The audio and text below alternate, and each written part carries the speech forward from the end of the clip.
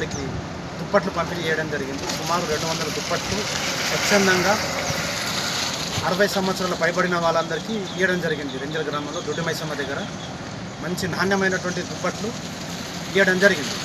ఉచితంగా పంపిణీ చేయడం జరిగింది. ఈ విధంగా కులమాతలకు అతీతంగా అందరికీ పిలిచి, అన్ని కులాలను అన్ని మతాలను పిలిచి, వృద్ధులందరికీ పార్టీలకు అతీతంగా అందరికీ కూడా స్వచ్ఛందంగా పంపిణీ చేయడం జరిగింది. ఇలాగే సేవా కార్యక్రమాలు చేయాలని చెప్పి ఆ భగవంతుడు ఆశీర్వాదం నాకు ఉంటే ముందు ఇంకా సేవా కార్యక్రమాలు చేశానని చెప్పేసి తెలియజేస్తున్నాను.